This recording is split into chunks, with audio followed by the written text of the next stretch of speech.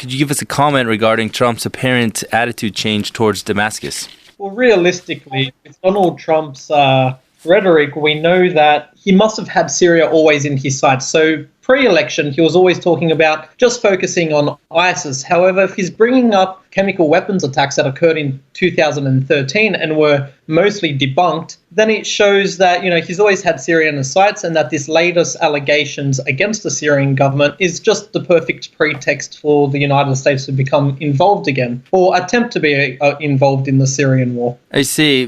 Would that explain why the United States and Europe have accused Assad so quickly of the attack? I wrote a piece just 2 days ago that almost completely debunked the allegations against the Syrian government. Now, we know that almost immediately all opposition sources began to say that sarin gas was used. However, we know that sarin gas, it attacks the muscle and the nervous system almost immediately, and it can cause things like induced nausea. It can release the bowels. It's a very, very nasty toxin that attacks the body almost immediately. Yet photos emerged where the white helmets were dealing with dead bodies without any sort of safety gear. We look back at what happened in Japan a few years ago when there was a sarin gas attack in their own metro system, and the safety gear that the people were using was far different to the white helmets. So again, it just does not make sense that the Syrian government would perpetrate this. But my main point about the sarin gas, however, is that it was almost completely dismissed immediately. Now, once that was done, then the rhetoric changed again, and they started using chlorine gas. So, this kind of resembles what happened in Iraq, where,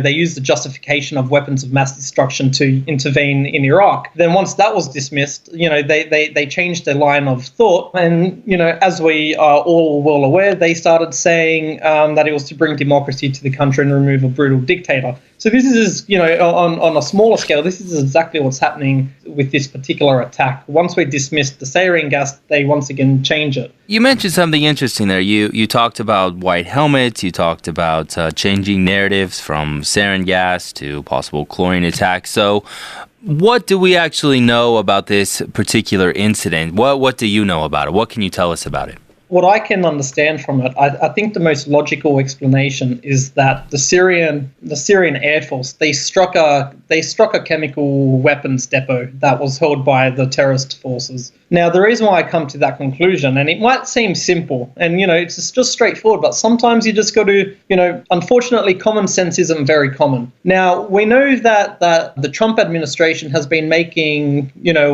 very positive talk towards the Syrian government, and even not directly towards the Syrian government. They've always said our time has passed. We can't remove President Assad. We need to focus on ISIS. Now, the Syrian army, they're very stable across all fronts. They're slowly progressing against ISIS in Aleppo, Deir ez-Zor, in Homs province, against other militant factions across the whole country. So things are looking very, very positive at the moment. As simple as it is, what necessity is there for chemical weapons to be used at this stage of the conflict, where everything is looking so positive towards the government forces? I know it's a very simple explanation, but I cannot understand how people can simply overlook this. I mean, why would the government be in such a favorable position and then jeopardize that by something as stupid as using chemical weapons when it's completely not necessary? Another important factor is that Syria has removed the vast majority of its chemical weapons under inspection. It was all under inspection, so they followed the legality of it. Interesting. So you're suggesting then that the Syrian Air Force, they bombed a rebel-held,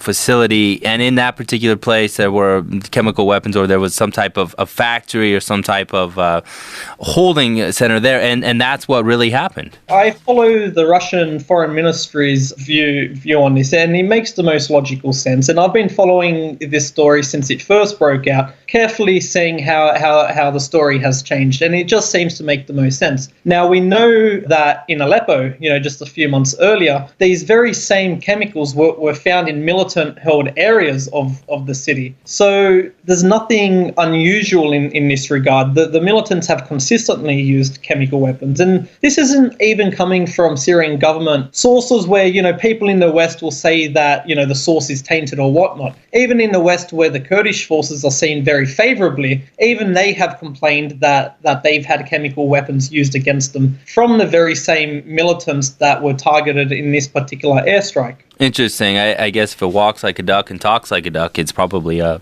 duck then. Overall, what does this attack mean for the negotiation process in Syria in general? In my own personal opinion, I think although the peace negotiations have a very innocent and very sort of important role to play, we cannot overlook the fact that many of these groups involved in this peace process, they are terrorist forces themselves. And if we set that aside, the reason why I'm very not very optimistic about these peace negotiations is that the very reality is that the Al-Qaeda-linked al-Nusra and ISIS are the two main powerful, opposition forces in Syria. That's the reality, and both of them are internationally recognized terrorist groups. They have openly stated that they want to wage jihad. They don't want to find a political solution. Their only solution is a military one. So realistically, the Syrian government can have these negotiations with these minor militant groups, but the main focus is always a military defeat of ISIS and al-Nusra.